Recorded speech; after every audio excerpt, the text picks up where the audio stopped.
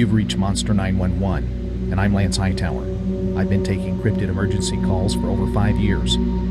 If you have a cryptid emergency, please call our toll-free number 866-306-8085. I can help you. What's your emergency? On this episode of Monster 911, we have another two-parter from our old Patreon site, previously for subscribers only. This next guest shares some of the shocking and bizarre encounter moments in which he saw a Dogman creature while traveling, as well as what some of his friends had seen while running around and driving around the same area. The size of this creature is absolutely incredible from the way he describes it. You'll want to hear how one of these Dogman creatures responded once it locked eyes with this guest. And if you've had a similar experience, we're here for you. Simply get in touch by calling our toll-free number 1-866-306-8085 or use the contact form on our website, www.monster911.com. Stay safe out there. First of all, let me say this. First, my name is Mike. I live in Mississippi. My property runs against, and I live in Tupelo, in town, and it runs against the Natchez Trace. Are you familiar with the Natchez Trace at all? I am. I've never been there, but yes, I am. So it is, and I've always been a Bigfoot believer / knower. When I was younger and I saw the film the first time, when we saw it on TV, I was like, or the theater, whichever one it was, I was like, damn, man, that's a real animal. And he said, I don't know. I said, that's a real animal. I don't know what it is or whatever, but I've always known. But what I've always thought is that it was in the Northwest area. I never thought anything else. So anyway, I live on the Natchez Trace, and it's a federal government road. It's a 2-lane road that you're supposed to go 50 miles an hour on, and most people go at least 55, some 60 or whatever. Mm-hmm. And so my son's mom and I got divorced, and they moved. And so we used to meet in Florence, Alabama, and the only way to get up there is to go on the Natchez Trace and then cut off on the highway called 72, where you go about 30 miles to Florence. Okay. And 72 has its own history when you get on the Mississippi. So land between the lakes is the water comes off of the Ohio, and I think it comes in the Tennessee. It runs all the way down there, and the Tom Bigby Waterway goes straight south, and the Tennessee goes across up to Chattanooga and the Knoxville, I think, area. Don't hold me to that. My geography may be a little bit off, but I do know the 10 Time runs all the way down to almost Mobile, where it connects to, I think, the Mobile River, and then it runs into the bay. Anyway, all the way around that area is woods, and west going, towards Oklahoma, for about 5 or 6 miles, anywhere you want to go in Mississippi, there is just nothing but land, and where any kind of cryptid or any kind of thing. And I, at one time, had thought, if something is out there, it could be there. But on the east side of it, you can go all the way into Birmingham on I-65. This is my opinion now, from Nashville area to go down 65 to Huntsville or Decatur to Birmingham, and then there is hundreds of thousands of acres for anything that that it can be. I'm sorry, I'm leading up to what No problem. I totally agree with you on that. When it comes to that much land, there is the likelihood goes way up. Yeah, and it is just there. It's desolate in some places. So when you go up on the Natchez Trace, so anyway, my dad went with me this day, and it was a pretty bad thunderstorm, and the clouds were starting to brew up, and we knew it was going to happen. So we met a little bit early, and I met his mom, a little bit early, and the wind was blowing and getting around, and we just met. And on the way back, we turn off from 72 and hit the Natchez Trace. Well, there's 12 miles till you hit the Mississippi-Alabama state line. Somewhere in there, and I can't tell you exactly where. And on the Natchez Trace, and I'm sorry, I kind of get off on a tangent. Again, I'm trying to set it up. There, most of the places you go, there's probably 10 yards, 15 yards, 5 yards until you have the tree line from the road. Oh, There's okay. not very far, but also there are some places that go, open fields, and there's knolls or, open areas. I call them knolls, or little rolling hills that can go 100 yards, 80 yards, or whatever. So we're on the way back in the storm. We're not sure if we're going to make it and not get hit. So what happens is lightning and thunder clap and boom at the same time. And my dad, who is a reader, was reading a book somehow or another in a car with lightning and all this stuff going on, and he never looked up the whole time. So when that happened, there was this animal that looked like a collie that I thought was a collie that comes out from the right side from me, and it's about 75 to 100 yards out front.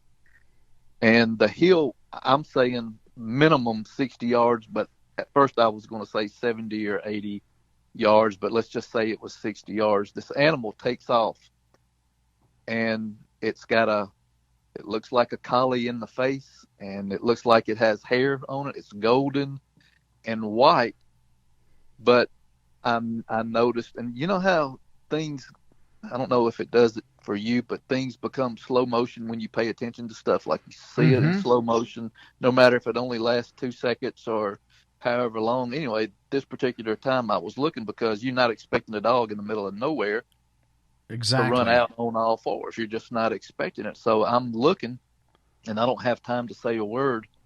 And in 3 hops, 3 strides, this animal goes from that location and goes across right in front of me, about 70 yards in front of me, and it takes off. But and it's gone.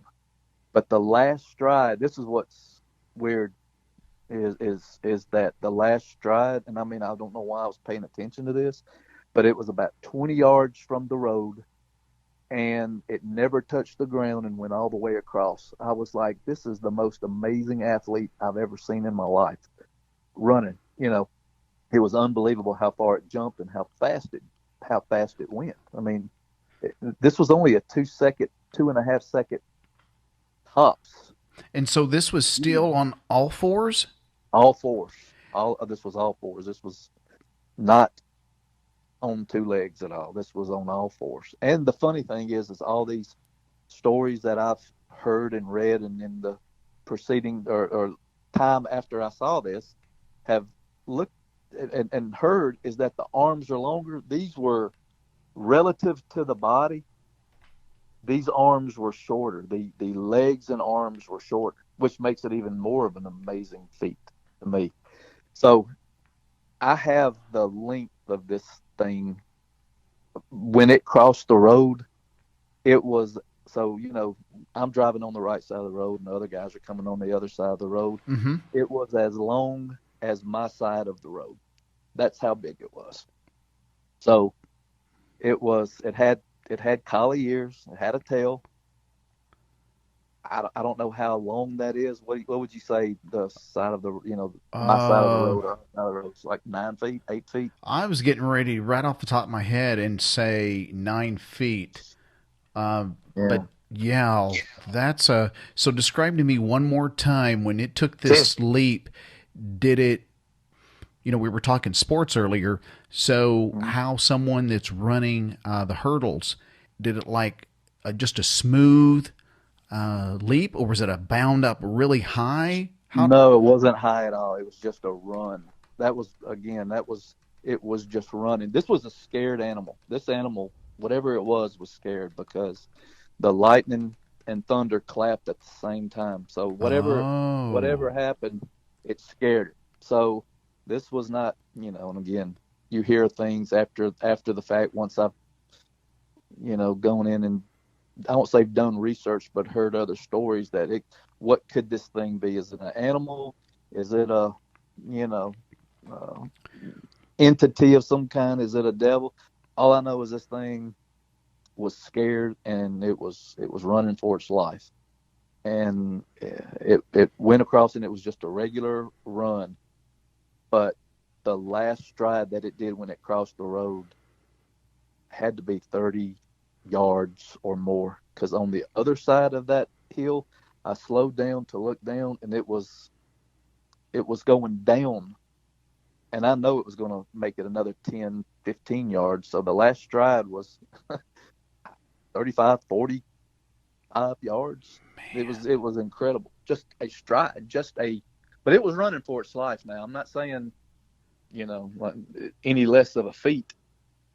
So if it was 60 yards up there, it took two strides, and the last stride was 20 yards on the right side and went all the way across the road and was going to go another 10 yards down that hill, at least 10 yards. That was impressive by itself, but that's how fast it went, and that's how smooth it was, and I could tell how long the animal was. It was as long as my side of the road, which Well, is let me about. tell you, I just looked it up while you were talking here and I was listening, and I looked it up here on the computer. It says Mhm. the interstate highway standards in the U.S. For the interstate highway system uses on most interstate highways a 12-foot standard lane width, Holy cow! while narrow lanes are used on lower classifications. In Europe, laws and road widths vary by country. The minimum widths of lanes are generally between 2.5 3.25 meters, which is about 8.2 to 10 feet widths in Europe. And then Wikipedia says the minimum lane width is 12 feet, 3.7 meters, identical to most U.S. and state highway systems. Wow, So that's how that's big it was. that's huge. That was big.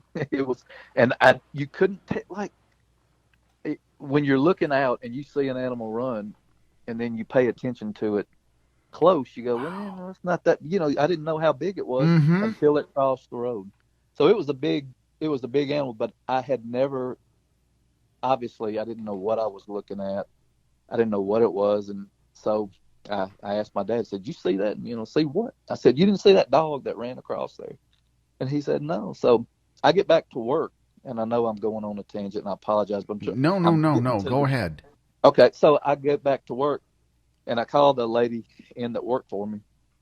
I closed the door, and I said, "I saw something this weekend, and I don't know what I saw." And she goes, "Well," and I explained to you exactly what I saw, and she goes, "No." I go, "I don't. I only know what I saw."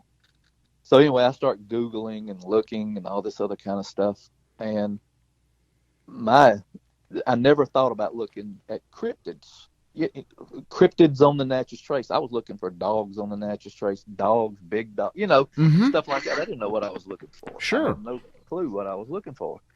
And so I messed around one day, and as it turns out, the have you heard of Kumbo, the guy who Oh buried yeah. Kumbo with it? Yep. Okay, so I was listening to a 4-minute podcast that I've never done before. Just I didn't listen to anything, and he was on a podcast, and he was talking about the four types of Bigfoot, and one of them is, I guess, the patty kind. The one's looks like a monkey, or whatever it is, but one of the kinds were the Dogman creatures, and I, immediately go, that's what it was. So that's how I got the word Mm. Dogman Gotcha. by listening to uh, something else. Because like I said, the very first thing I told you is I've always thought or been a believer in Bigfoot, but never heard of any other kind of cryptid. Ever heard of anything like that.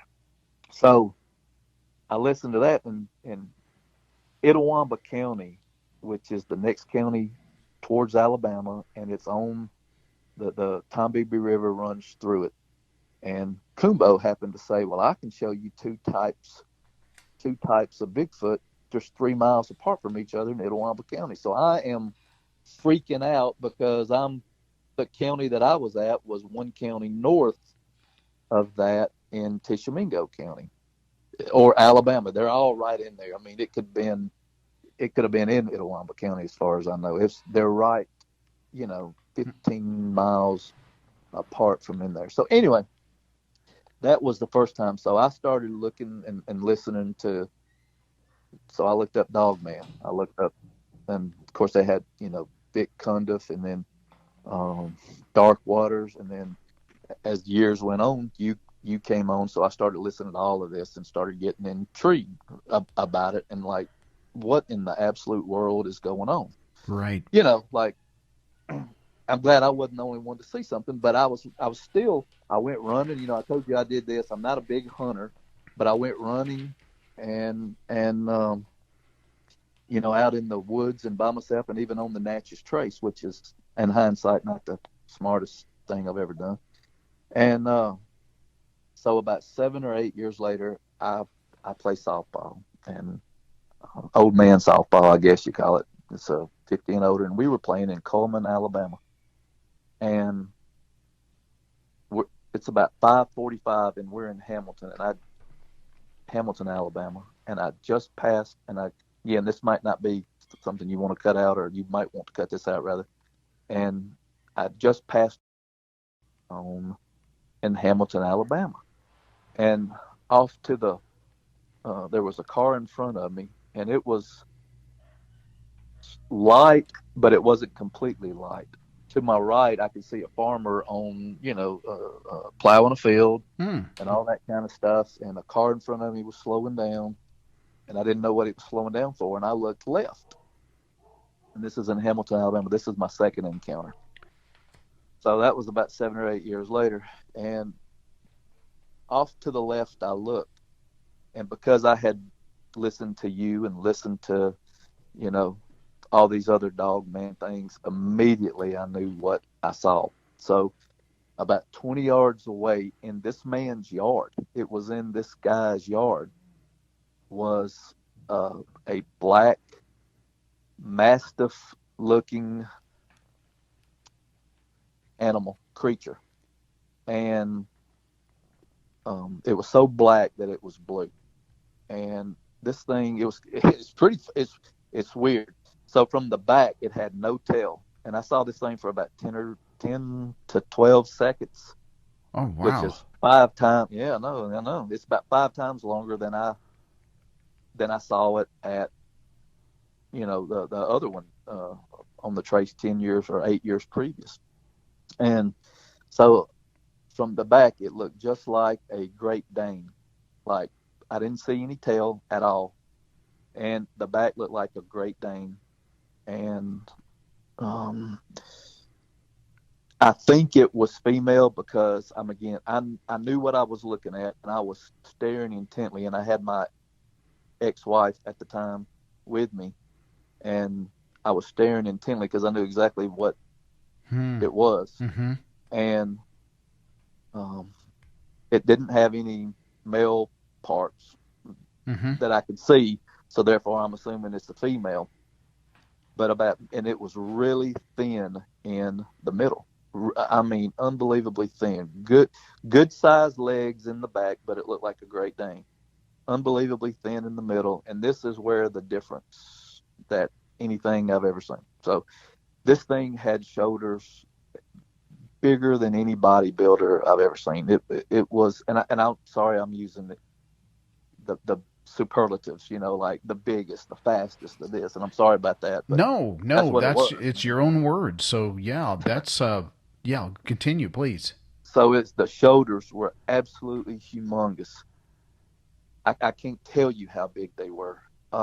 And this head, this mastiff-looking head, was probably twice the size of what it should have been on this body. It was a huge head. So I'm staring intently at it, and this thing is coming cat-a-corner, meaning, coming back towards the road at an angle. And I'm looking at it, and this thing looks at me and just stares right at me for a second. I mean, just a second. And then and this, to me, it's funny. So by that time, I have listened to enough stories where if these things see, it's going to do really one of two things. It's going to come attack you, or they're going to be the masters of their domain and get out of there, you know. So Right. what this does is this animal looks at me. Have you ever called a dog? Like, you have animals, you have pets and Yes, I stuff. do. So whenever you call it and go, "Hey girl," or "Hey boy, come here," you know, and they start shaking, Yes. like shaking uncontrollably. Yes, they get When all this thing excited. they got all excited. When this thing looked at me, it got caught. It saw somebody see it. I guess, I don't know, but it looked at me and it started shaking just like that for a second, 2 seconds, whatever it was. Really? So yes, I couldn't believe it. I That's couldn't believe it. It started. bizarre. I have I never know. heard of that. Nuh-uh. It started shaking. Shaking like, my dog, his butt just wiggles like crazy, and he's knocking the crate all over the place when I come in, and so it was a shaking like that, the whole body. But it didn't do it until it caught me looking at it. Oh wow! And yeah, it was well, I mean, I was scared. I mean, not scared, but I was like concerned that I was fixing to have to floor it How or close whatever. were you when you saw it and you met eye to eye? 20 yards, Oh 20 yards. gosh! Yeah, it was 20 yards. Um, but it was that big. It didn't look 20 yards, but it was about 20 yards. And so when I did that, I instinctively said, "What is this thing hunting? Really? What is it? What is this animal hunting for breakfast?" I turned and looked back to see if somebody was walking on the road. I was going to stop and help that person or try to stop, this thing from having a easy meal or whatever. I didn't know. And of course, I didn't see anything. And I turned back, and this animal in the middle of nowhere, there may have been one tree there, but it was gone. It was just gone. Like, and I was barely moving too, meaning it shouldn't have been out of my sight, and it was gone. And I'd only turned for just a few seconds. So Wow! I know, isn't that pretty? It's pretty bizarre that the mannerisms of what it did. So I didn't know Hmm. how big it was, and so I'm driving maybe 2 or 3 miles down the road, and I see two Labrador retrievers, and they were grown Labrador retrievers, and they look like babies. They look like babies compared to this thing. And in my mind, immediately, because it was fresh on my mind, I've always said I could fit 8 of those dogs in that one animal. And so, and Wow! 2 of them would be the shoulder. Like one Labrador retriever would be on one shoulder, would fit it. The other one would be the other shoulder, and that one would fit as well. And so I'm guessing it was about 500 pounds and about I don't, may have been a little more than 4 feet high, but that was my guess. But you could fit 8 Labrador retrievers in that animal, and that was so that's the Man. size of that. Yeah, and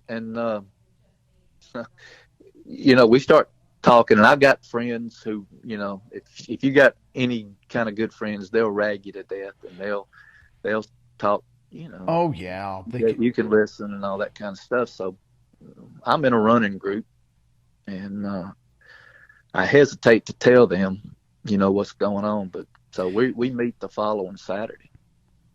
And by the way, stop and ask me any questions you want now, anytime Yeah, about stuff. well, just on that, I mean, it's going to be one of those things where I can tell you, I always say there's two parts to a story, to an Hmm. encounter. The Hmm. first part, if you can't get by with the person you're telling, then they're not going to get the second part. And the first part is recognizing these creatures are real. The second part is telling the context of the story. What happened? What were you doing? What did it do? What, all those things. Because if they can't get past part one, which when someone has the encounter, I told this one guy one time, and he's a good friend. All the people that I interview, I consider good friends, and he said, Lance, I don't understand. I tried to tell my wife, and of course they're now separated over this encounter he had, and it was, and this, and in fact, the encounter was episode 24. Him and his cousins were attacked by a Bigfoot in Ohio, and he was so shook up and had a level of PTSD from it. He was trying to tell everybody. And he said, no one believes me. Everybody thinks I'm crazy. And my wife wants me to go to the therapist. And the pastor thinks that I've got bad spirits in me. And he goes, I don't understand. I don't understand. I said, well, here's what you're trying to do, buddy. You're trying to feed them an elephant all at once. And you want them to swallow.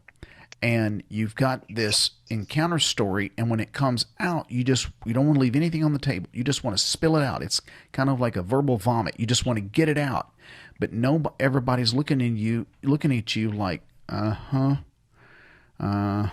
he's just kind of lost it today.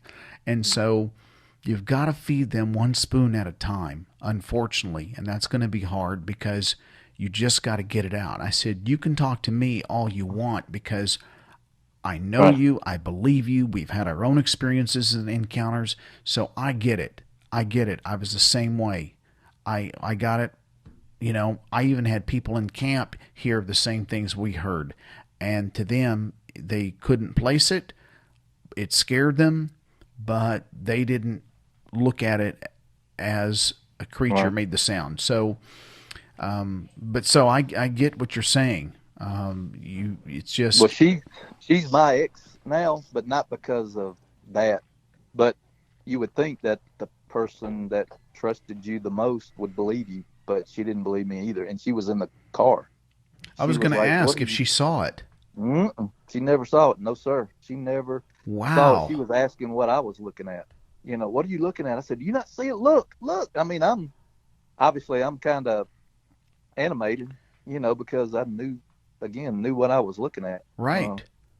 Felt like I knew what I was looking at. It's not, but it wasn't, neither one of these were the typical Wolfman thing. They were both completely different. I guess the collie would be. Well, we're finding out this particular creature that everybody's calling the Dogman has variations, and depending on where it's at, the ones out here in Tulsa and the ones there I went to investigate a sighting about 2 weeks ago, and then before that I went a week before that.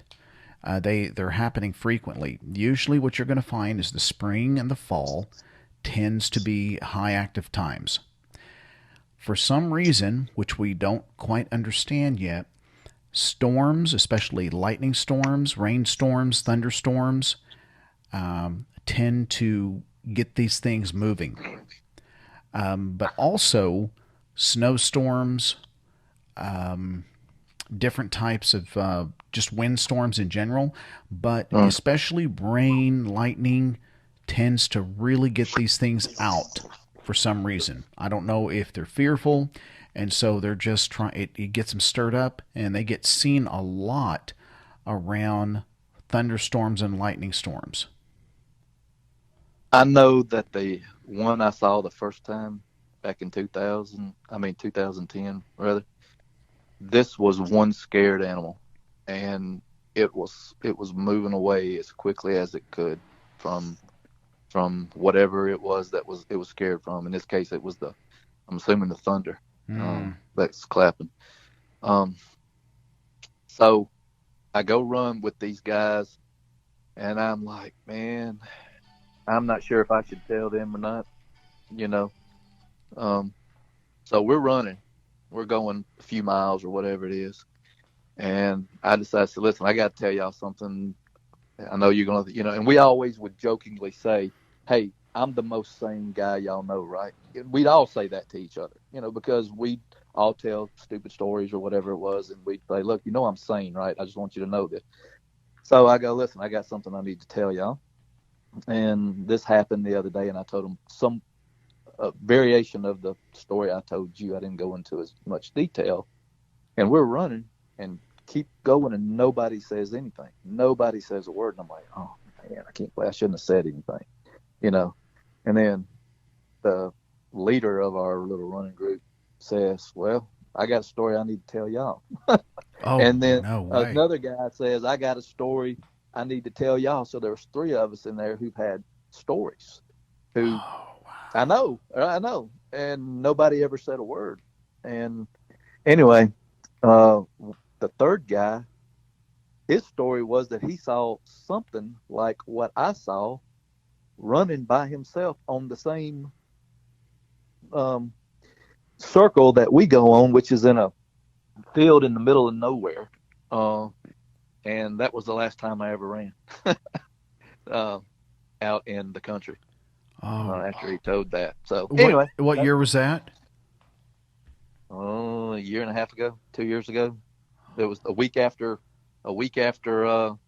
that happened. This was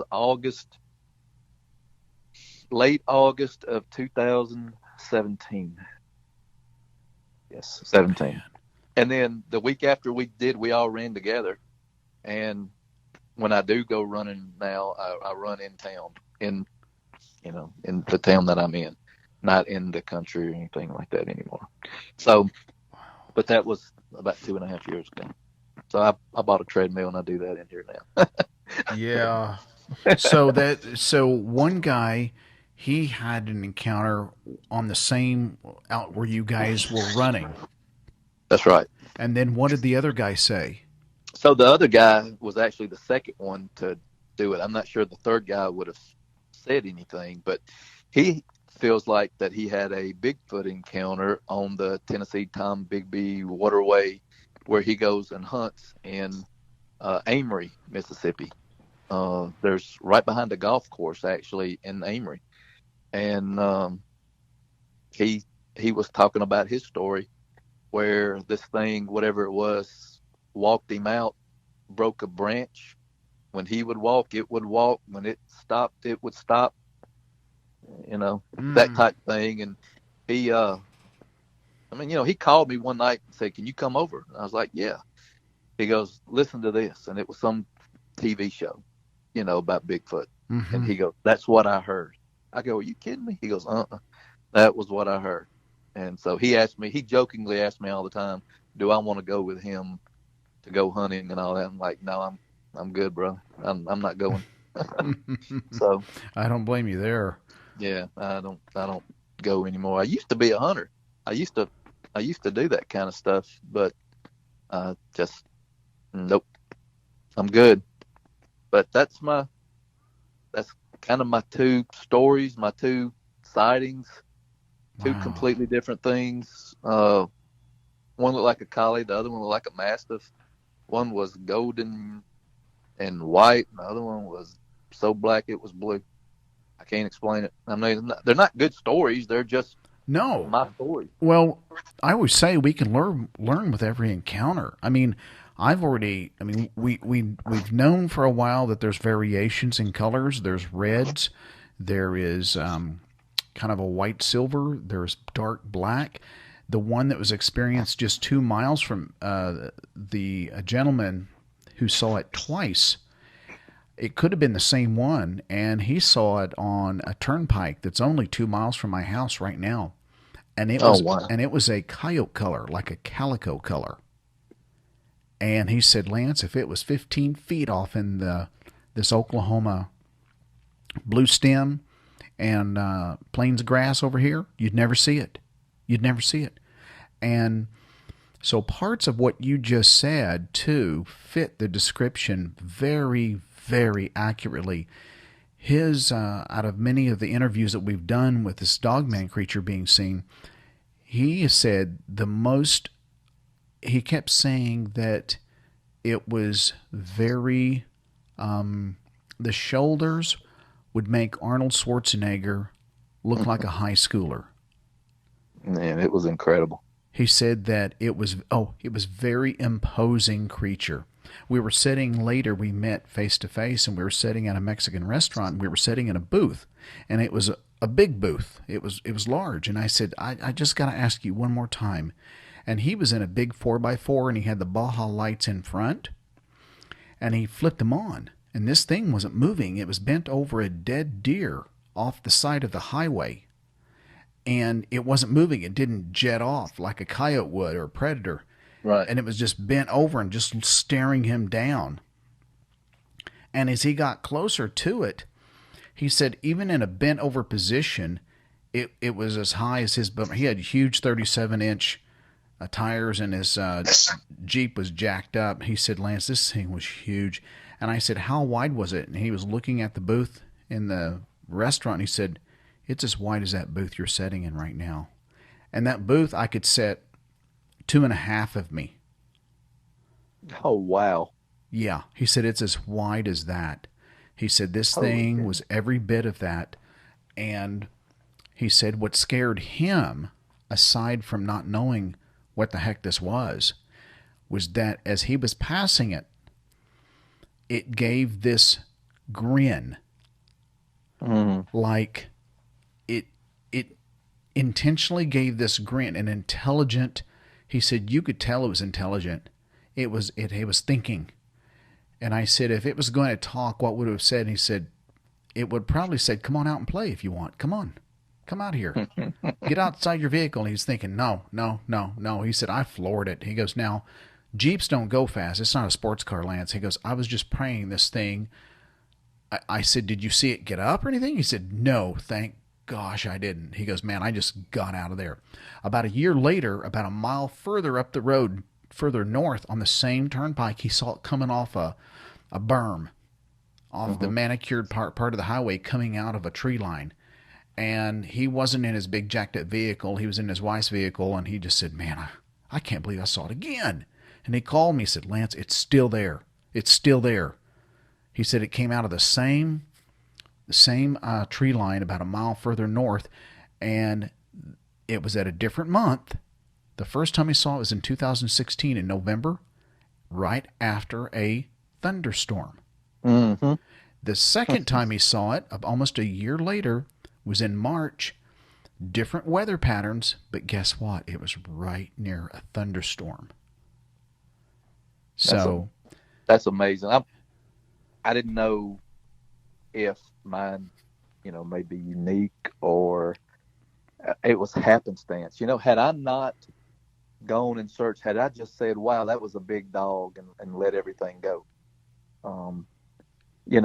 I would have probably not paid attention or known what to look for or anything. I would go, wow, that's a pretty good sized dog, or I don't know what I would have done, but listening to the stories and everything, you kind of get a feel for, that there are different kinds. Oh, and yeah. are different things.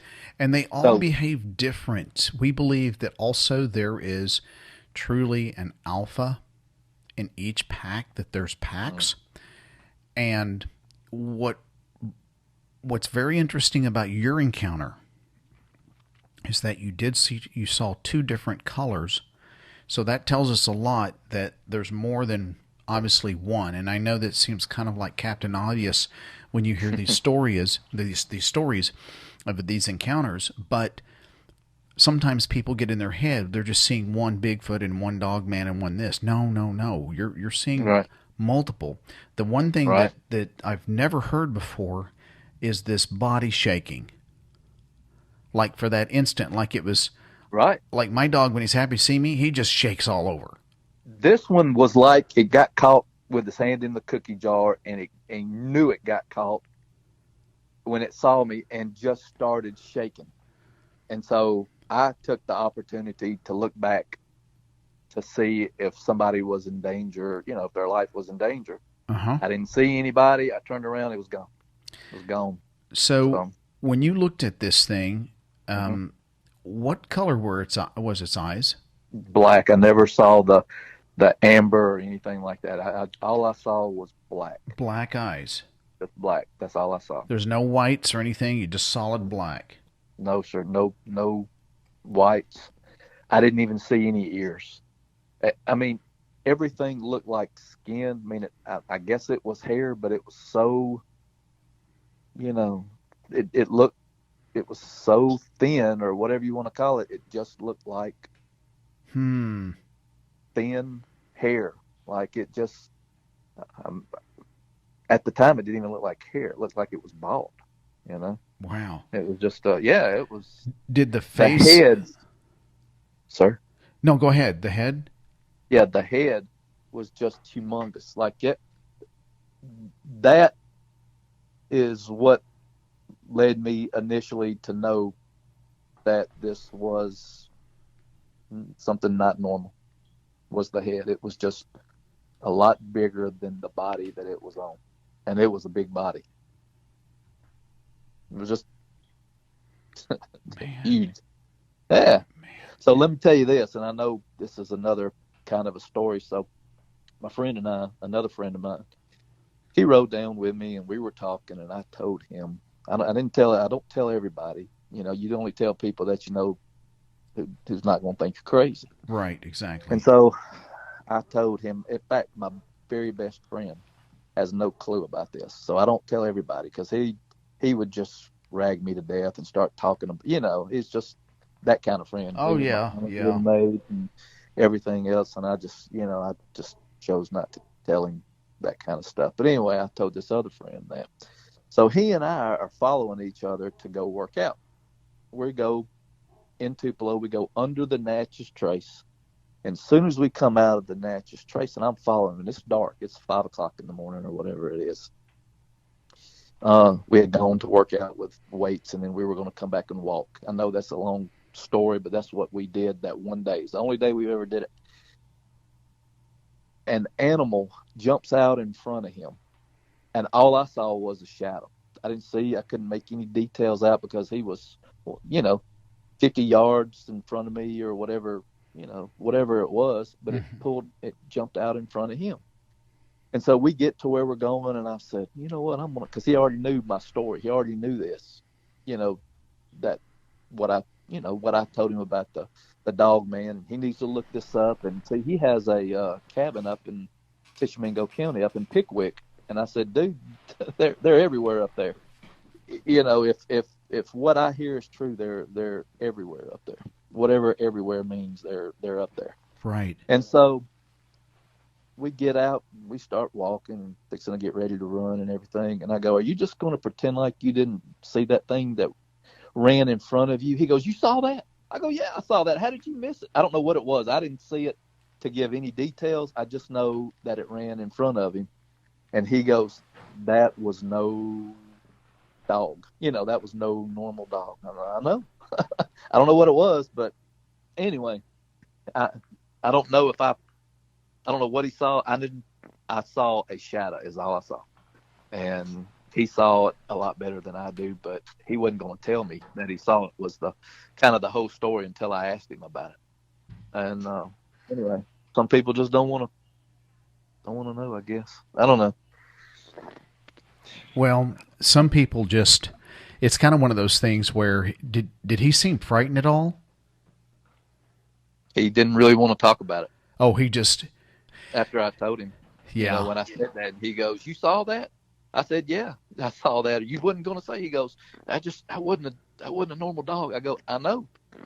I don't know what it was, but it was bigger than a dog, a normal dog. And it was right on the Natchez Trace in Tupelo city limits, the north side of Tupelo. How when it jumped out? Yes, sir. How close was he to this thing? I'd say 15 yards in front. It went right in front of him. It went right in front of him. Now that I understand, I just want to make sure. Did you say Yes, you guys were running, or were you driving? Okay, I'm sorry. We were going to run, so he was driving. Okay. He was driving in front of me, and we met at this place, and then we rode out there together. He was in front of me driving. I'm sorry about that. No, that's okay. And I was probably 50 yards behind him, and I mean, he was, I don't know, going 55, 60 or whatever miles per hour. And I was behind him, and I saw a shadow pull in front of him. And when we get there to go run this location that we were, the destination, then we were stretching, getting ready to do all this other kind of stuff. And I said, "Are you just not going to tell me about what ran in front of you?" He goes, "You saw that?" I go, "Yeah, I saw that." You know, but we were in vehicles. So he didn't want to even talk about it at all. He didn't talk about it. No, sir. You know what you're going to find is this has happened more than once. You've got a group. I'm thinking of one group in particular that was out here outside of Tulsa, and there was 4 of them in a Jeep. And the guy that was driving the Jeep was going to turn back west, and as soon as their lights crossed this intersection, it was in the woods outside of Tulsa. A Bigfoot about 15 yards away, it was even closer than that. I think it was like you said, 5 or 10, walked right in front of them, right in front of the Jeep, and looked right at them. Everybody freaked out. They were on double dates. The girls were in the floorboard. And the guy in the back, they were in an open top Jeep, and he was pulling down that bikini top and zipping and snapping, and they were screaming. And the guy that was driving he was fascinated. He wanted to take the Jeep and just follow it into the field, and it was so fast he couldn't follow it. And the girl was hitting him so hard in the leg to leave that it kept hitting the manual. He was trying to put it in reverse, and she kept hitting him, put it in first. And he wanted to talk about it. We interviewed him, and I said, "What did the others say after this?" He says, "Not one other person wanted to talk about it. Not one." He said, "Well, wait a minute. We saw the same thing. What are you? This is a Bigfoot. They're real." And they said, "Shut up. I don't want to talk about it. I don't ever want to talk about it. And if you're going to talk about it, I don't want to be around you." And what you find is that is a coping mechanism that people have because it's too scary to believe these things are real. It's supposed to only exist in the movies. And that's a coping mechanism. It's just too frightening. And I always say you can have it's kind of like getting hit with a 2x4. I didn't get hit with a 2x4. It was something else, and you're saying, no, you got hit with a 2x4. No, it wasn't. And that's the way, even though that's a silly thing to say, that's just kind of the way I've done so many of these interviews. You find one person that wants to talk about it and another one that doesn't. And now there is a little bit of tongue-in-cheek with that sometimes, but I'll say that it's just a way that they cope. And it's a way that, and sometimes I think it's a subconscious coping mechanism where the brain says, you just saw something 7 foot tall on 2 legs that looked like a canine. And that's what the subconscious is saying. And the conscious says, no, you didn't. No, you didn't. Just forget it. You got to go work out. Don't say anything. And so that's what I've seen over the years. I've seen that a lot. And so at that point in time, he just didn't want to talk about it, and he's not talked about it to this day. I don't mind talking about this, but it does affect me. And so when I got divorced, I moved, back to where I lived. And for the first year and a half, I slept on my recliner because I was not going in the back by myself. I was like I was 4 years old again, and I had to have the TV on and all that. I mean, I slept fine, but I'd wake up at 3 o'clock and, just as soon as I was up, I was up. And of course, you start going down rabbit holes, which is, and I would think that anybody who sees something like this wants to know, if you see this, just like I've heard you say on these interviews, what else is out there? So there goes the rabbit hole. I start looking up. When you get on YouTube, things start recommended to you. And so there's 411, and there's this, and there's that. It's overwhelming, and I'll just keep it simple, and I'll say this. And it's hard to say that. Keep it simple. this is what my brother Lane, he's just one of those instinctive outdoorsmen. He's one of those instinctive guys. When something's Yes. around, he just knows. And so that's why I'm always looking at my brother Lane like, hey, you got your spidey senses going on or anything? He said, not yet. You know, and we talk a lot. And so we can bounce things off each other. So I do. It's very fortunate I have my brothers and we've all experienced very similar things. But we always believe that, we know that Bigfoot exists. We know these Right. dog creatures exist. Our premise and our belief, because we've had so many people, credible people, down to earth, salt of the earth, hard working, God fearing people call us.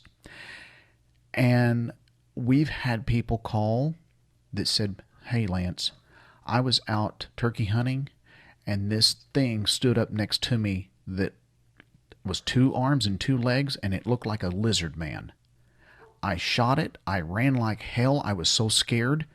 And I dropped my gun. I picked it up and I ran to the other side and I got my binoculars and I was glassing and I saw it laying down there. But I'm not going back, dude. I'm not.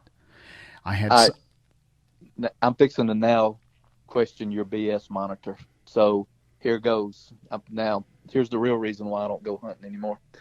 So I've always been such an amateur hunter, such an amateur. Like when I was young, my dad didn't go. I never went hunting. I'd only go during the holidays with with my uncle and cousin and all that kind of stuff. Mm-hmm. So as I got older, I did the very same thing. I'd go with one of my really good friends, and he'd invite me to go. And I thought, yeah, let's go. Let's go. And he goes, man, you need to join. So I said, okay. I joined for 1 year. So I go to let me go back. My nephew had been bothering me about going. He'd been bugging me for, a while to come. So I said, okay. And we go hunting. So I tell everybody he's coming with me. I'm going to go over here. Does anybody hunt this spot? Because again, I'm new. I'm a novice. I've only been 4 times that year, something like that. It's, Oh, yeah. I only go on weekends or whatever it was. And it was sometime in December and before Christmas, I believe. I don't want to say the exact date, but I know it was in 2000. So, because I don't know the exact date. So I drop him off, and then I go to a ledge, off on or a ridge rather. I can look out. I'm 40 feet up on this ridge. I can look out. My nephew is behind me about 200, 250 yards. Off to my left, I can see something coming. The only thing I can't see because I'm next to a tree is if something comes to my right. If a deer comes to my right, I'm in trouble. I don't know what to do. So where does a deer come out of?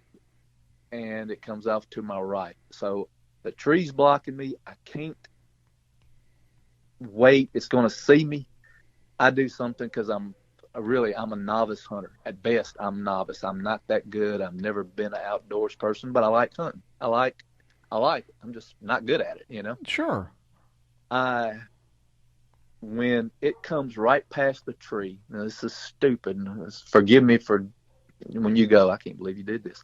I turned 360 and fired the gun, fired the rifle. It's 30-30. Still got it. And I think I shot just a little bit too soon, and I'm pretty sure I missed it, but I didn't know at the time if I missed it. The doe, as it turns out, gets up on all fours or all 2 legs and then turns and runs. Well, the hunt's over with, for lack of a better word. The hunt's over with, Mm-hmm. So I sit there and I wait. I look and I start walking and look for blood. No blood. Because I didn't hit it. I'm thinking about it more. I didn't hit it. I walked back a big U-turn and I called my nephew and I said, come on, let's go. Come on out here. Let's see if we hit anything. I didn't know if we hit it or not. So, we're talking and we're walking. I said, look, there's a trail down there. Let's walk this way to see if the deer is hit. Let's see if we see blood and all this. So we start walking and we're just looking like I'm not a tracker. I couldn't tell you if I hit it or not hit it or whatever, but we start walking and we stop and we start talking about where it could go and what it could do, what it could have done. And all of a sudden, something right by my right leg takes off and boogies, and it was invisible. I could make the outline of it out. It was running on all fours. It was like a small deer, like the doe that this was. Yeah, was probably twice as big as what it was I saw, but it was on all fours and it was fast, and it looked like an animal, and it was. And had I not, I saw and I knew that what I saw was invisible, but I could see the outline of it. I said, "You see that?" He goes, "No." What was? I heard it, but I didn't see it. I said, "You didn't see that?" He said, "No," because it was right by my leg, and I saw it as it took off. Could you see through it? Yes, that was what I was going to say. I could see through it, and so he goes, "Well, let's go find it." I go, "No, let's don't go find it." I didn't. I just it didn't. Something wasn't right. I didn't know what it was. No, yeah. I've never been hunting since. I did not know. I thought it was just me until David Pilates says something about one of his people saw something in the tree or whatever that was invisible that looked like this, thing with a predator where it was like that. Anyway, yes. I saw that. Now, was this I can't recall. Was this a morning hunt or evening hunt? Or a late afternoon? It was afternoon. It was 2:00, maybe 1:00, 2:00. And the deer came out pretty quick, and in the same direction that whatever this thing was, which is kind of funny. Well, it's not funny, but it was kind of odd, I thought. And you don't know me from Adam's House Cat. You could be going, "Man, this guy." So that's on your BS monitor, that would probably be up there. The other two, you could probably go, "Yeah," but this one. But not necessarily so, and I'll tell you why. Doing these interviews, I feel very honored and privileged. People share very personal encounters because I realize I'm sometimes the first one that they've told. And when this happens to you, it's personal.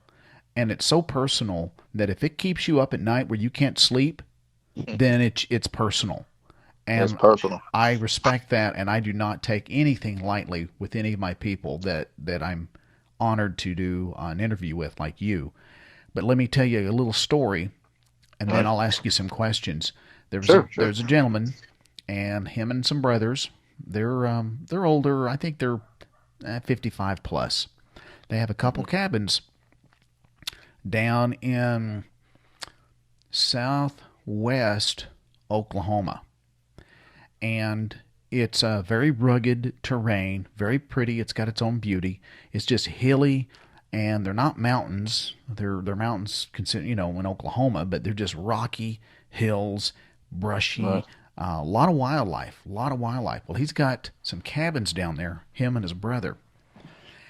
And we were talking, and he's got a lot of Bigfoot encounters down there. It's happening all the time. And he invited us to go down to the cabin, and I still haven't taken him up on that. Well, there was one occasion he said, "I got to tell you one story, Lance, I think you'd find interesting." He said, "We have a lot of UFO encounters down here, and I saw a ship one time land." He says, "Now, I know what you're thinking right now. Like, okay, you're losing me." And now he said, "Let's just listen to this." He said that I've seen a ship land. It was the daytime, and I saw it take off a few minutes later. He said, so that's one thing. The second part is, aside from the Bigfoot encounters, which we have had many of them, and so much so that I keep a journal of who sees what and when and what day. I can tell you everything. We keep a cabin journal. It's in the cabin. We just keep it every time someone sees one. Between you and the brothers, or no? Between this gentleman that I met. He called me and we did an interview with him. Right. And so he invited us sometime to go down to his cabin and stay with him and his brother, which I've not done. I'm going to try to do this year. He said, "Let me tell you another thing that happened to a nephew of mine." So a nephew wants to come down.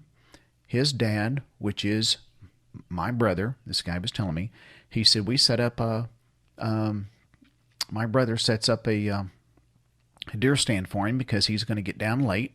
And he just said, Dad, set up the deer stand somewhere close. It's a tree climber. So he leaves out about, 9 o'clock the next morning. And he knows the property. He said, Dad, hey, where's my deer stand? And he's, on such and such trail, that tree, da-da-da-da. And he goes, just look up right there. And I got some trail marker tape right there. And he goes, okay. So he leaves. He said, well, I'm going to stay the day. Come 10 o'clock, 10:30, he comes back in. He said, I'm gone. I'm out of here. And, he's sitting there and he's going, his dad and the brother sitting there and he goes, what do you mean you're out of here? I thought you just got here. You're going to stay the weekend. He goes, no, I'm leaving. And he's leaving because he shared with them what he saw. He was out there hunting. And while he was hunting, he kept hearing things fall, like little limbs. You know how squirrels get on trees and nuts and things fall down and hits the leaves? He kept hearing something, hit the ground. He's got, where in the heck is that squirrel? He's looking for a squirrel. He's looking. And this is a tree from where his stand's at, maybe not even 20 yards, 25 yards. And he's just, he's not moving his body. He's just moving his eyes trying to find the darn squirrel. He can't find the darn squirrel. And he looks out on a limb, almost, it's not quite in front of him, but to the side. And he sees a silhouette, and not even a silhouette. He sees the outline of something invisible. And he could see through it. And he's looking at this thing going, what? And he sees this thing on the limb. And he sees it. It crawls down. And it doesn't go like head first. It climbs down like a man. And it goes down, and it's not very big. It's about 4 to 5 feet tall. It gets down, and he sees it kind of run.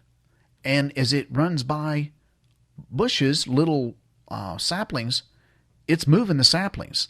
The saplings are moving.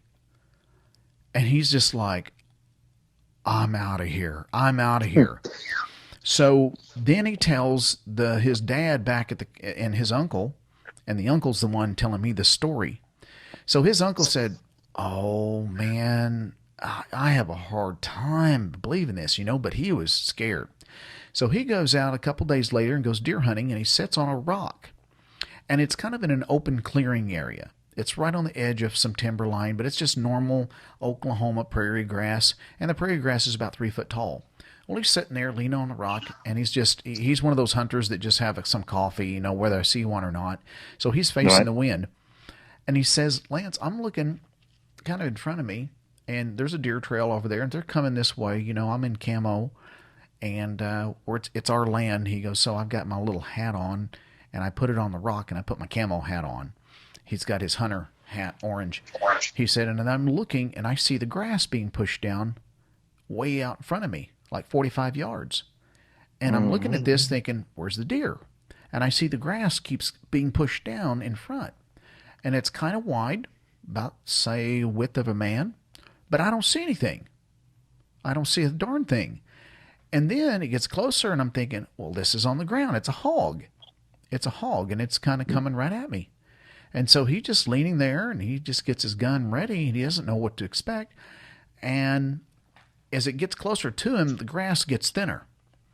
And as it got about 10 yards away from him, what came out and took a 90-degree angle right in front of him as it ran was this being, if you will, this thing that was about 3 to 4 foot tall.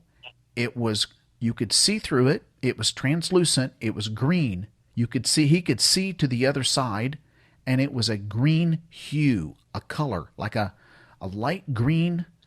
And he saw right through it. And he said, the best thing, I can't even describe, Lance. He goes, did you ever see that movie with Arnold Schwarzenegger called Predator? Yeah.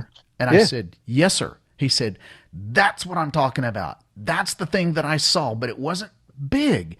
He said, it booked it in front of me, and as it was leaving, as it was hitting trees and limbs, I could see the trees and limbs move, but I couldn't see it. It was see-through. I can't explain it. I could see it. It was just like that Predator when it would go invisible. So I I that, think they had the truth possibly right in front of us, and they tell it through these fiction movies, you know, perhaps. I think there's something to what you just said. I really do. Um, I think I've thought about that. You talked about your mind going down the rabbit hole. Boy, I tell you what, Yeah, after hearing these encounters over 3 years, my mind races, and it's 2 in the morning, and I still can't sleep. Let me ask you a question on this creature, whatever it was, yeah. this being. You said it was about how how tall was it when it was leaving? It was on all fours, and I'd say it was not over 2 feet tall, and it was booking. It was Wow. it was right. It was right by my leg. Like I suspect that it thought I was going to hit it, like step on it or whatever. I don't know what it thought because I obviously I wasn't there. I mean, I was there, but I wasn't in its head or whatever. But if I had taken a step to the right, one step, I would have stepped on this thing, and I couldn't see it, and I was right by it and never saw a thing. It takes off, and I'm looking at it just like cellophane, like I don't know any other way. I mean, the Predator is a great way of saying that. You could see it just like that, except this was so much faster, and I could tell what it was doing. It was on all fours, and whatever its head or whatever it was going forward. It was, in front. Its head was in front, and that I could tell. I thought it was between. I won't say I can't say the size. It was obviously bigger than a rabbit, but it was like a small deer, is what it looked like from a size wise from a Really? 4 foot. When I say small, I mean small. Well, 2 feet high, tops, Two tops, feet 2 feet high, high on all fours, tops. and it was just you. I Booking. mean, it was making noise as it was going through the leaves, or I mean, Yes, sir. you could hear it. So it was physically touching. It Yes, had sir. some physicality to it, if you will, that it was as it got close to something. You could tell it hit My it. nephew heard it. He didn't see it, Oh, he heard it. so he heard it. He just didn't see it. Yes, sir. Yeah, You know, that's that's just yeah, that's incredible the to me. real reason. That's the real reason I hadn't been back, and I never told anybody why. I just something wasn't right. And of course, I mean, how was I supposed to know? I've never heard of date. Pilates didn't come out till years later. I tell you what, it was the closest thing to. Do you remember? And I don't know if you saw this video or not, but it was some. Of course, again, the rabbit hole. That dog and Barb and whatever it was. I don't know. Have you heard of that? Barb is the woman, and she used to have a dog, I think, that died. Yes, And yes. there's a video of something running out of a tree and taking off. That's what I thought was the closest thing that this was, whatever it was, because I couldn't make out features other than I could see it running. And that was, And there was no color to it, no, sir, none. and Just and whatever the natural color and of the you were ground. on a trail, or is just out in the woods? There was a small trail, but it wasn't man-made. Nobody had even hunted that side uh, of it because when I asked, "Has anybody hunted over here?" and he said, "No, nobody even goes back over there." I said, "You know what? I'm going to hunt this thing." And actually, that morning, I just went out there and took a look, and I saw that there was a ridge, and Josh was with me, and we were talking. We were just shooting the bull, and I said, "Okay, you're going to hunt here. I'm going to go up further and hunt out here." And anyway, that's what happened, and that's how I got to that location. I don't know what do you think that these are? Well, Like, what do the you? closest that I can even speculate that, and again, that's all we're doing at this point. It's speculative, but Hmm. you're not the only person. I bring that story up to tell you this: you're not the only person that's seen these things, and it was a different state, right? And Right. I think that I think it could be extraterrestrial. That's just my 2 cents. Yeah, no. I'm with I you. think it's extraterrestrial in nature because and again, this is just Lance's thinking. I don't think we have animals that I'm aware of that have evolved the ability during the last couple hundred years that has the ability to become translucent, unless you're in the ocean, and you have different types of organisms and fish. But I believe that if it's something physical, we know it's on land. I think it's extraterrestrial in nature. I think it's either a creature or a being. And what it was doing, I don't know. I don't know. I would have hated to been by myself. Oh gosh. Yeah, I'm just I don't blame you one bit though. I don't blame you one bit because people that hear these stories, and it's easy to be an armchair analyst, when people hear these stories, oh, that's just this or that's BS. I'm saying, look. First of all, you have to get out into the woods if you want to see. Second of all, when you go out, not many people, well, Wiley Dave says it this way.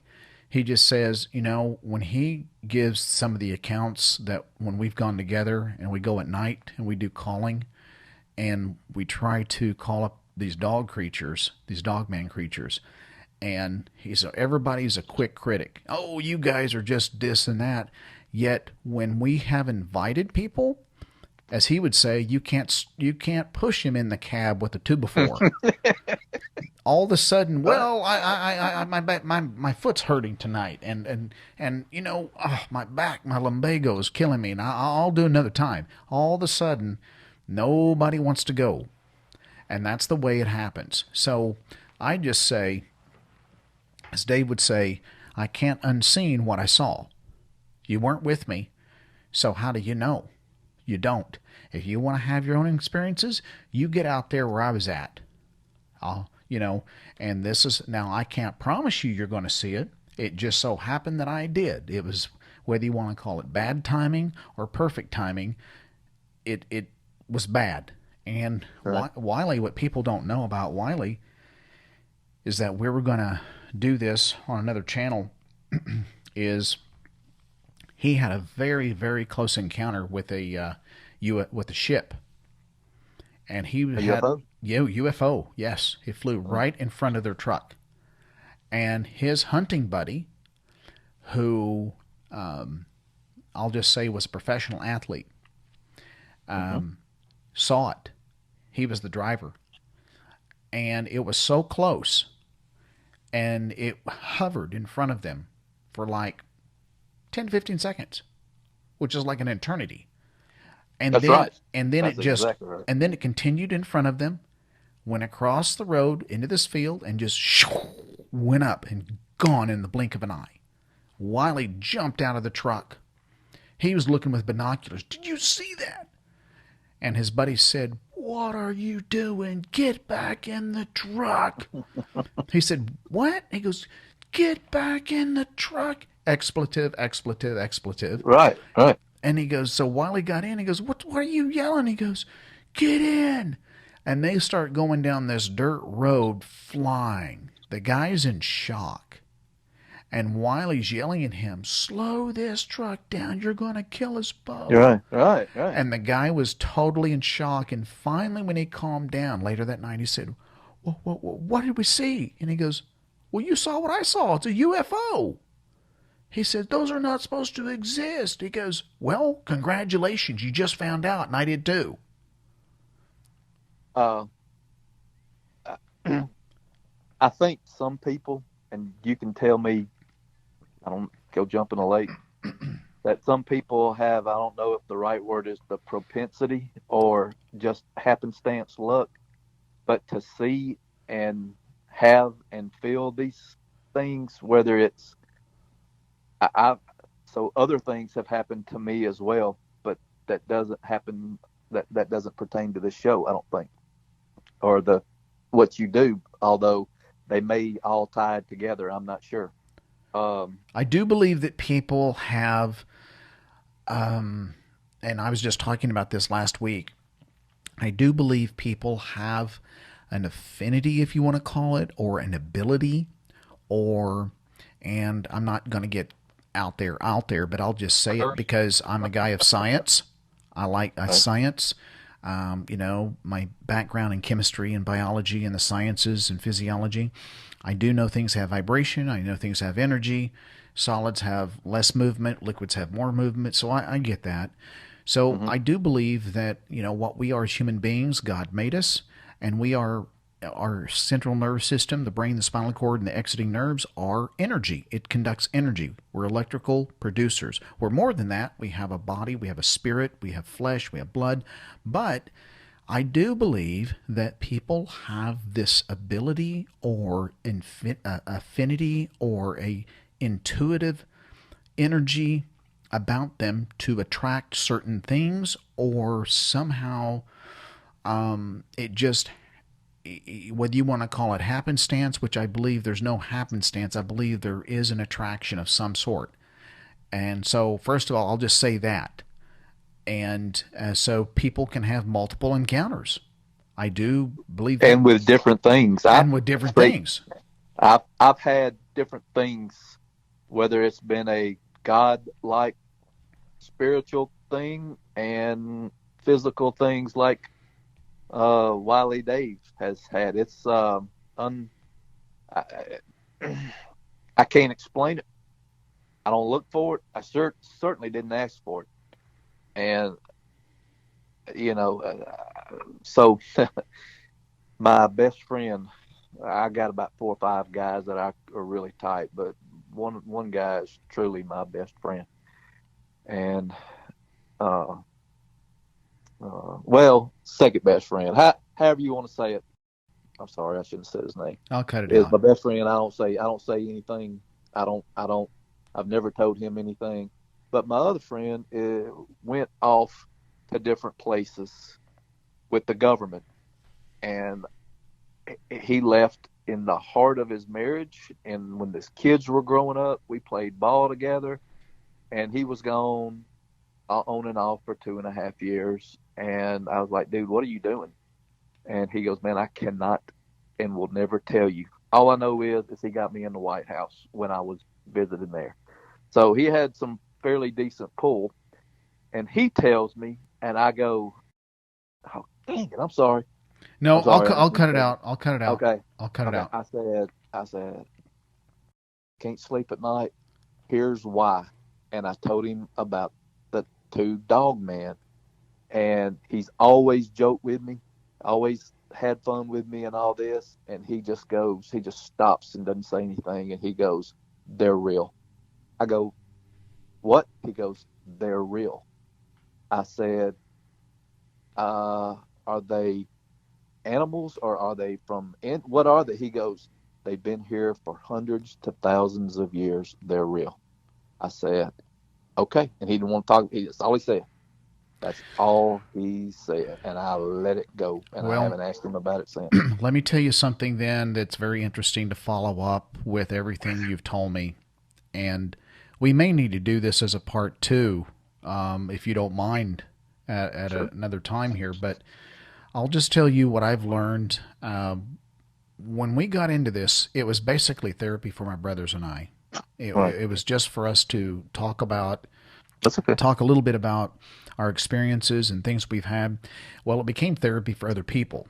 So that's kind of how it developed. And then I started helping people cope and communicating and just keep tabs with them. During the process, I've had my phone tapped. When I say this, I know for a fact I can back it up. I have evidence. My phone was tapped. My computer, my desktop, all my things were rearranged. I've never had anybody follow me per se that I'm aware of.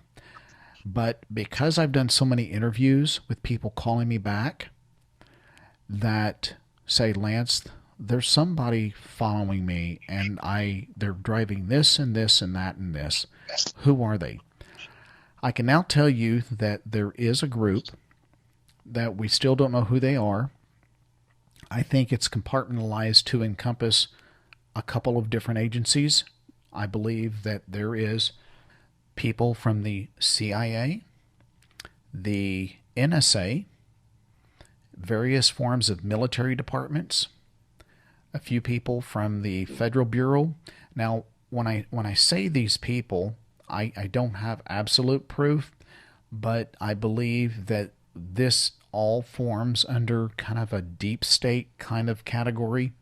So collectively, we just call them the MIBs. It's easy, and everybody knows what that is because there's been a couple movies out there, and I know it's for fictitious Hollywood, wow, universe, extraterrestrial, but we call them the MIBs. We believe that they are a agency that has been around since 50 years, 60 years, ever since the Roswell incident. And these people, their primary job, they're always appointed, they're never elected, they have an unlimited budget, and they operate, it's so compartmentalized that they operate with very expensive surveillance equipment, tools, drones. They can listen in to cell phones, you name it. They are highly, highly secret about this agency. In fact, so much so that they can easily hide in plain sight because the public doesn't know about this group. And how we found out about the group is I would have my phone number used in calling some of my interviewees back. And they would do *69 and say, Lance, why'd you call me? I didn't call you. Yeah, you did. You just called me. No, I didn't. And then I would say, well, what did I say? Or, I know I didn't call back. I'm just saying, well, who called you and what do they want? He goes, well, there's someone asking me about if I worked here and how long I worked here. And I said, another example is a guy that had an encounter with a Bigfoot, and the Bigfoot destroyed his semi-truck door, crushed it. Mm-hmm. He told his boss the truth. He said, I'm going to get it fired. My boss is going to believe me. His boss believed him and said, well, let's just get the truck door fixed. So he calls the insurance company. He gets a check in the mail and takes 3 guys with crowbars to take the darn door off. You did a show about that, didn't you? I did. Yeah, I've heard it. Yeah. And so I said, I told him, I said, I want the door. Go tell your boss I want the door. I'll pay to have it shipped. He goes, why do you want the door? I said, I just want the door. He goes to his boss. He said, hey, I got someone that wants to buy the door. And he goes, buy the door? He said, yeah. He said, all right. And the boss goes, wait a minute. I can't. And he goes, why not? And he goes, 2 guys came here last week to get the door. He said, what do you mean 2 guys came here? He goes, they had insurance shirts on and they came in this car and they collected the door and put it in the trunk and left. And I told him instantly when that happened, I said, let me tell you something. You don't even have to tell me what's going to happen next. I said, here's the thing. I've been in the insurance, working in insurance for 22 years, auto insurance. And I can tell you one thing. Insurance adjusters couldn't care less about a banged up door. It's a banged up door. They don't care. All they need to know is just send me a picture, tell me what happened, where it happened, and we'll give you some cost and send you a check. That's it. They don't care about a door, collecting a door especially. I said those guys were not insurance agents. Those were the MIBs. And I explained to him what that was. And so his boss calls the insurance company, said, hey, I want my door back. They go, what door back? He says, the door that you guys. So she said, okay, sir, let me get on here. What's your policy number? Yada, yada, yada. And he goes, you sent me a check. She goes, well, no, hang on a second. We don't even have where you had a claim. He goes, now, I got a claim. You sent me a check. It was last week. She said, sir, and this took about 15 or 20 minutes bantering back. She said, sir, I do not have where you've made any claim on any vehicle. And she said, finally, she just got frustrated. The lady at the insurance agent, she said, did you get a check from us, sir? He said, yes. Did it cover for a new door? He said, yes. She says, I don't know what to tell you, sir. I don't have you on our end that you are a member, but you never filed a claim and we never sent you a check. Have a good day. Wow. Can I ask you something? You did get my text last night, right? I Or did. okay. I was making sure that was you. Yep, it was me. I did get So it. do you think they're still tapping you? I don't think so on this phone because I usually change my phone number out every 30 days. Okay. I'm very careful about that. That's why I got certain phones that I don't use anymore and I don't keep in the same room. Yeah, Um, I know that the man that recommended me to you uh-huh. that we talked about, Uh-huh. he seemed a little I won't say paranoid, but he seemed as if something was happening to him now with his health because of all that. Yeah. I don't know if Well, that's true. no, you're he is a great guy. He's had a lot of things happen to him. That's the hard part that we'll never know. I can tell you this is why I talk to people is because there is so many of these encounters we'll never hear because other people have gotten to them first. And what they do, these people aren't your friend. A couple features. They'll drive any and every type of vehicle you can think of. Truck, Mini Coopers, Durangos, Suburbans, Challengers. It doesn't matter. A couple features are always true with these people. They're very predictable. Number one, they'll always have a government tag. Number two, the windows will be dark tinted. You cannot see in.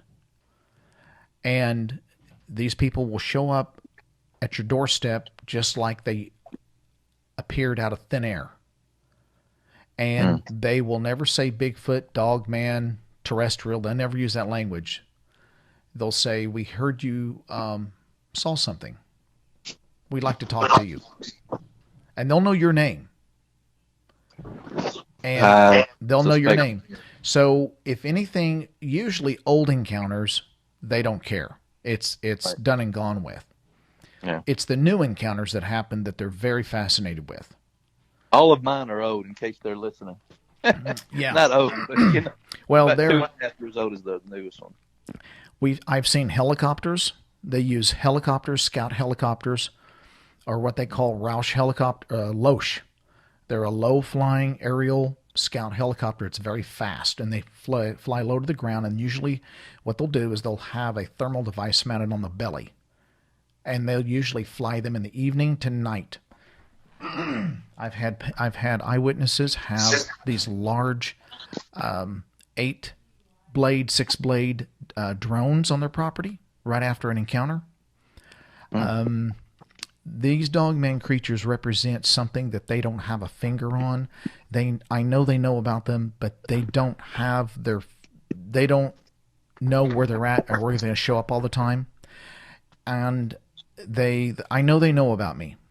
I know they listen to the shows, not just my shows. They listen to a lot of shows. Right. But I have tapped into people that need help now, kind of thing. And so they're looking for the active person that's got trouble now, that saw one yesterday on the property, that came across one on a dirt road yesterday.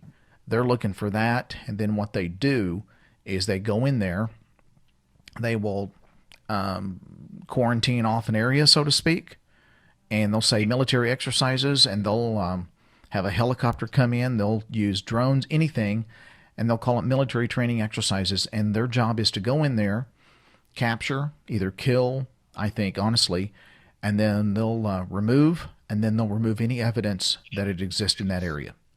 And that's what their job is. Their job every day is getting up, doing surveillance, listening to social media. I know they got police scanners. They listen to everything in the web. And these people represent the deep state or dark shadow government. And I know it sounds crazy what I'm talking about here, but actually, I've heard that before. This is something that I found out by accident. It wasn't planned. I started connecting the dots. And when I connected the dots and I realized there's two parts to these stories. There's one part that the creatures are real. There's another part that the public has no clue that there is a government agency dedicated in finding, locating, removing, and taking to a military base or research center. I don't know. And then the last part is threatening individuals, American citizens, to not talk about it. They will close bank accounts. They will close savings accounts. The person will lose their job. And that's how they threaten people. If you're military, they'll say, if you like your military pension, I would suggest you would be, you keep things quiet. If you know, Yeah. And they're not your friend. They're not your friend.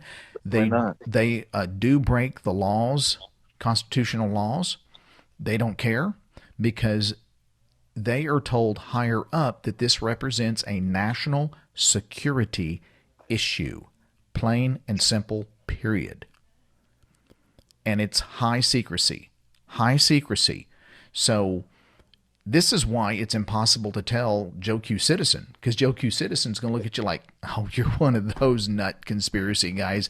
You probably listen to InfoWars, and you're one of those guys, And I'm like, I just don't even pay attention because I know what I know. I'm a sound, science-minded guy.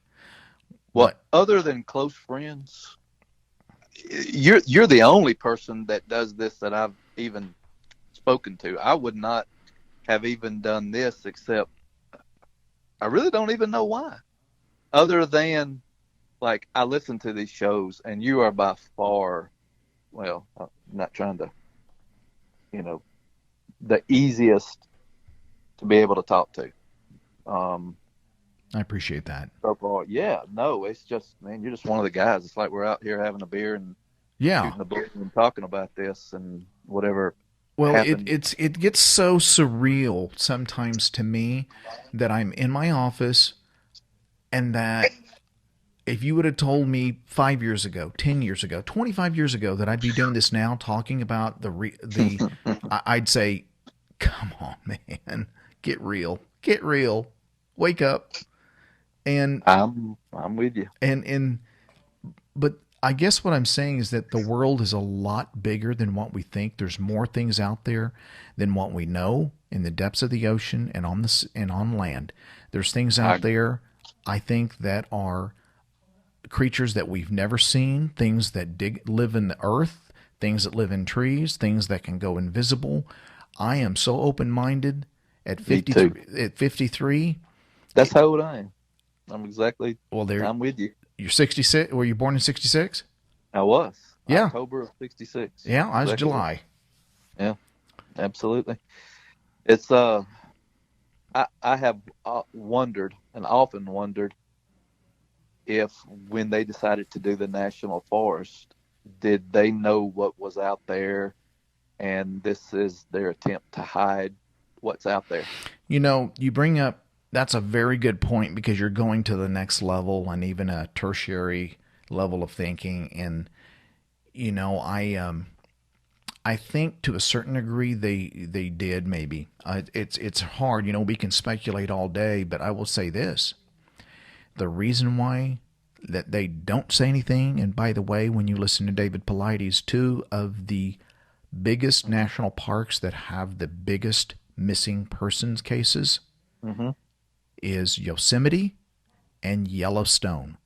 Yeah. Now, can you get the exact number of how many people go missing every year? Good luck. No. They're not going to divulge that. Why? Because that represents millions and millions and millions of dollars in lost revenue in hiking, camping, backpacking, tent camping, fishing, you name it.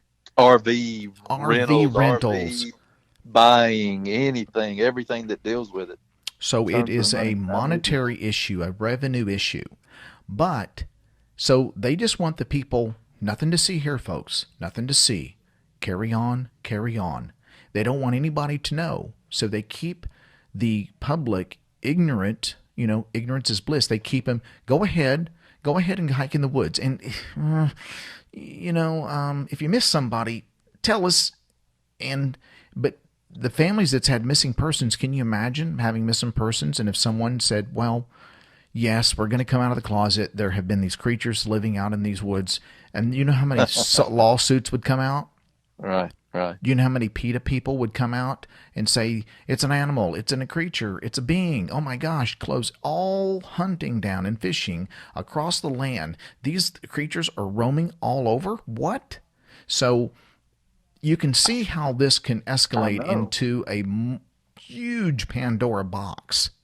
The thing, you're right, and the thing is I don't even want answers of what they are. I don't care about that. What I care, I look at it like a religious experience, where when you have one, you want other people to know what you have. Does that make sense? And Yep. so, Yep. Makes total because sense.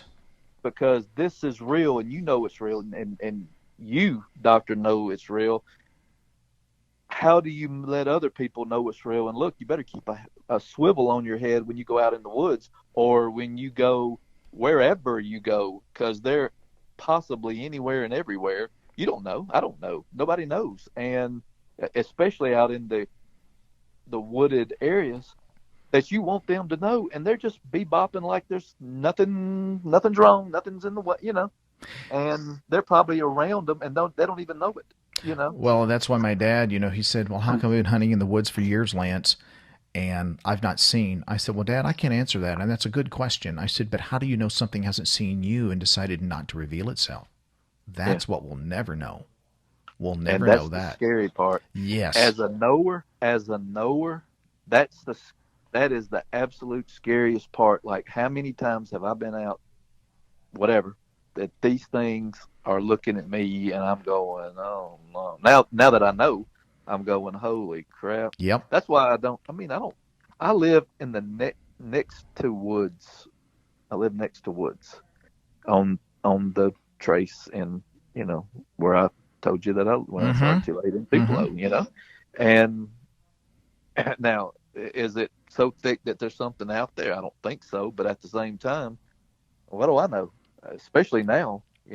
Well, But I always tell people, sometimes early on I used to, and I don't anymore, but I just said, when dark comes, I think it would blow people's mind if they knew what was walking out on the golf courses at night, in the alleyways where people dump their trash, in the city streets, in the city limits, in industrial complexes, on city trails, inside the city limits, or just on the perimeter, on golf courses. I think it would blow people's minds to know what comes out at night, to just investigate, to be observers, to get food, to whatever. And I think that right there is the biggest mystery, and where they hide in plain sight. What better, we talk about going in deep in the woods, but I am finding out and have that you don't need to go deep in the woods. It can just be, you can hide in plain sight. In other words, what better place would someone be so adamant that nothing would exist inside the city limits of a huge metropolitan area of these creatures? I'm right there. And so Right there. now my belief now has changed considerably. I had a guy had poured bad dog food outside of his fence, outside in the city limits of Tulsa. He's got neighbors behind him, to the side of him, and he lives on a city street. He poured dog food out, and he came out and he saw a dog man with two little ones. Oh man, this thing was huge. I went to his house and we measured it. It was huge. He estimated around 500 pounds. Yep, that's about what I had mine at. Now I don't, and you know what? I've heard of bigger ones, and people who have these, like, I'm terrified to go out in the woods. I can't tell you how terrified I am. I would not go by myself. Not maybe because of all the the rabbit holes I've been going down, but the point is what I saw. I can't imagine some of your viewers who've had, or your people who have talked to you, who've had these encounters where the thing runs up in the truck. Like, what does that guy do the rest of his life? You know what I'm saying? Well, Like, yeah, what happens, let me tell you what happens typically, is that these people really suffer a lot of PTSD. And the sad part is, if they've not been in the military, you cannot get any disability hardly, right? Because who's going to believe you? There's no such thing as a cryptid therapist, a licensed cryptid therapist. I am currently trying to work on that, believe it or not. wow. And so There is no such thing as that. So they can't get any disability, because if a person is not allowed to talk about this and they keep it bottled up, it can affect their job, their relationship, and their hobbies that they once enjoyed. It can even, I mean, relationships doesn't have to be with the opposite sex. It can be just with friends. It can be with family. And so that's what happens at a psychological level. If it disrupts your sleep, it disrupts your health, it just keeps escalating. It just goes like a domino effect. So my goal is to be able to continually, when someone has an incident that they are not sleeping well, there is a proper definition of PTSD versus high anxiety or high levels of stress. And you cannot just do an interview once. You have to follow up with these people. You have to maintain that relationship, because it's imperative that they continually talk about this as long as they feel comfortable still, and they talk to someone that absolutely 100% understands these things exist, which we do. So that's why it's important, and I take this seriously, because I know it's good for your mental health and well-being and livelihood. And I'm seeing the bigger picture of it rather than just the encounter. I tell people we have to remember, yes, these stories are very interesting, intriguing, scary, terrifying, but we have to remember it happens to real people. Yeah.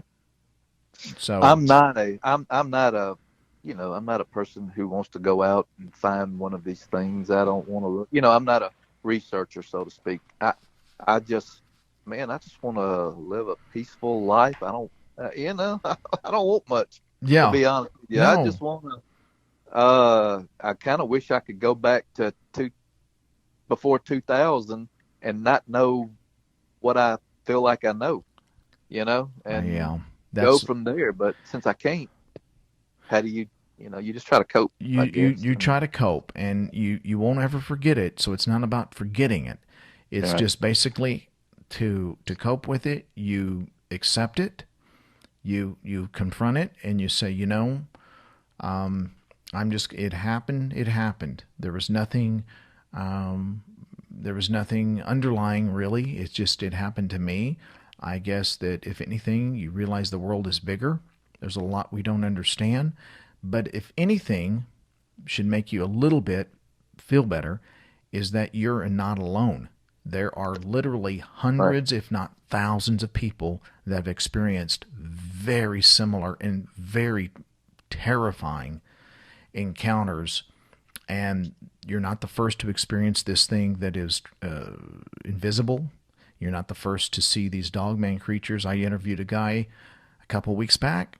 I'm supposed to interview him tonight, but I may have to do it till tomorrow. That he actually was 7 yards away from a Dogman creature, and he had a gun on it. He caught it off guard, off its bed, and he told me that it was looking eye to eye with him, and it was on all fours. He said the eyes were the size of tennis balls. And that he estimated, because he was right there, he estimated it was around 700 pounds. And he got away alive? How did he get away? He caught it off guard, and it looked at him. It didn't growl. Its ears didn't go back. It looked at him and gave this look like he said, "Crap, you got me. You got me." Oh my gosh. And he was staring at this thing, and it was coal black with amber eyes. And he said it just looked at him, and he said he could see intelligence, intent. And he said, I said, "What were you looking at?" And he said, I felt like I was looking at a person. The eyes looked so human. And he said, I didn't know what to do. I was expecting a big cat. I was hunting a cat that was killing the animals in the area and the cow, and I knew how to track. He said, I tracked it to a park, living in a valley. God. And he was 7 yards away, and he lowered his gun. He said it didn't appear aggressive. I lowered my gun. We looked at each other, and I walked back, and it turned back, and we left. Holy, yeah! Good Lord! Here, you know what? After we get done, text me your email. Sure, yes, sir. And I'll send it to you. I'll send it to you. after we get done. Let's do this if you don't mind. Let's Okay. go ahead and take a break here. We've been Sure. on close to 2 hours here, which is awesome. And then I would like to call you. I'll go ahead and text when a good time is again, and we'll follow up with part 2, or actually Sure. part 3 and 4. Okay. So we'll do that understand. because I like to keep the shows to an hour. And so we'll do Yeah. part 3 and 4. I just want to follow up. I still have a lot of questions, and I really enjoy talking to you, buddy. And Yes, sir. I Yes, appreciate sir. your time very much. And You too, and I really want to thank you for the ear, and I want to thank the guy who recommended me to you. I was not even going to go on at all. I wasn't even this would have never happened had I not talked to the gentleman that we yeah, talked about, and he recommended that I do this. And he said, "Man, I did it. You can do it." And I was kind of nervous all day, to be honest with you, because I'm a behind the scenes type person. I'm not the I totally you get it. know. Yep. Yeah, and I don't want somebody knocking at my door saying, Yeah. keep the hell quiet," Yep. And I'm not that. Well, that's Don't my worry, goal. I'm going, That's my and I'm goal. going to, I'm going to keep it quiet, brother. Don't worry. I'm Yeah, not doing good. that. You Good. know? You need to, and that's why you got me to talk to. And Right. I want to follow up even after the show. It doesn't have to always be a show. It can be just, Sure. hey, how's it going, Sure. man? What are you doing today? How's things hanging out your way? It's one of those things. And when I talk to people again, that's what I'm doing. I just want to, hey, I'm the guy that I understand what happened. I've got our own experiences, but just in general, how things are going, man. Because right now, quarantine time and everything. So I've been following up with a lot of eyewitnesses. Just how you doing today? So let's I'll email you. yeah. I'll text you my email. email, and address. then we'll get the next time we'll talk. Sure. Yes, sir. And thank you for your time. Really. Oh, Thank you. absolutely. And you just call me Lance. You just call me Lance. And again, thank you. I'm so honored that you talked to us, and I'm looking forward in being a lifelong friend. And so I know we've not met face to face, but I feel like I know you, whatever that's worth, because I've listened to most or all the shows, and I've just recently gone back to listen to them. So it's impressive, the people that are on the show, and to know that I'm, not only not by myself, but the fact that you told me about these other things, that makes me feel a lot better, because that's when I Good. go, okay, yeah. now let me tell you Well, about I this. tell you what, I'm glad you shared. I don't have all the answers, but I can tell you I understand human psychology. I understand what bothers you at night, after seeing these things and after hearing things. And I don't have, again, all the answers, but we're human and we process things the same sometimes. We don't always have the same experiences, but how our mind works, I know quite well. And I use a little bit of country know-how with a little bit of college know-how. Right. That's it. So Thank you you're again. very welcome. And just text me the email, and we'll get together for part 2 here. Yes, sir. All right. Have a great night. You too, buddy. Stay safe. All right. Thank you. All right, bye-bye. Bye. So I wanted to go ahead and give another follow-up commentary after this interview here that we had, and I'm still going to, I said that we'd follow up with part 2. That was, even though this is part 2, actually I still need to contact this gentleman, which would be a part 3 for you guys here. So I'm not sure when we'll get around to doing that. Hopefully here soon.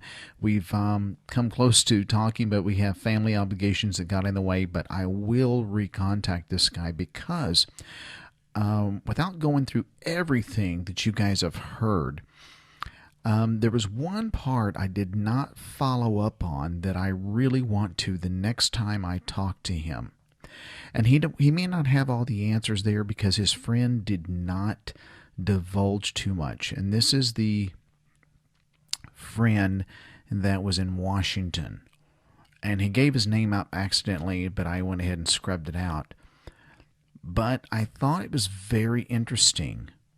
He never said, his friend never said what he did in Washington, but got him a quick tour in the White House, so he had some level of pull. But what was fascinating, among all this political turmoil and everything that goes on in Washington, when he opened up, this guest opened up to his friend that works in Washington about what he had encountered. His friend, you remember that part where he said his friend got quiet and said, "They're real. These things are real. They've been around for a very long time, hundreds, if not thousands of years. They're very old. They are real."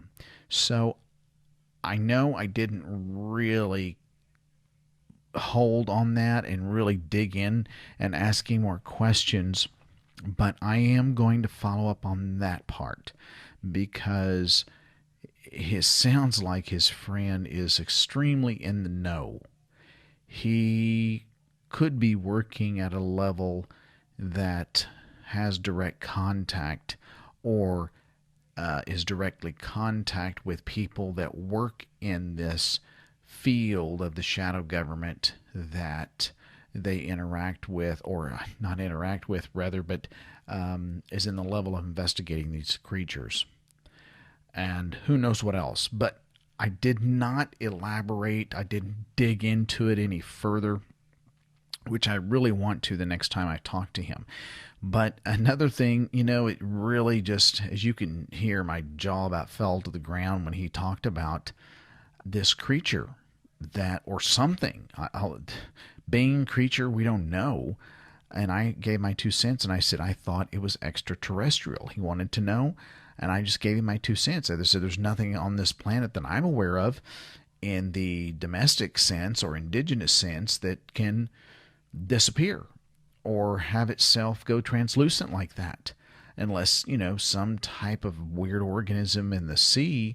But on land, mammals, reptiles, no, you can change the coloration with some of the reptiles, like a chameleon, but not go completely invisible. That's a technology that we don't really possess yet, in my opinion, here on planet Earth. Other places, it's possible, very possible. And I just thought that was just out there bizarre. When he could see it, he could see it was moving. It had a head on it. He could see the outline. He could see through it. And there was no coloration to it. He could just see the outline, just like Predator, that movie. If you've not seen the movie Predator, guys, it's an oldie but a goodie. Had Arnold Schwarzenegger in it. Well, in there, Predator had the ability through some technology, alien technology, that it could turn itself invisible, and yet you could still see the outline of it. So that's what he was referring to when I said, yeah, Predator. He goes, yes, just like that. And again, I tried to share an example that I've had some guests down in Oklahoma that had a very similar experience. And he said, I could see through it. Except that one, he said, had a little bit of a green tint. You could see through it, but I thought they were very, very similar.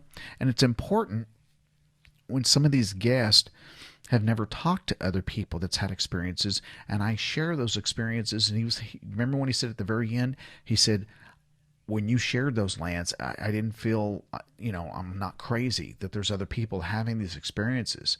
And that's why it was important to me to try and be as brief, yet kind of give more of the details on some of these encounters that other people have had that can correlate to what this guest had. And they feel not alone. They don't feel crazy.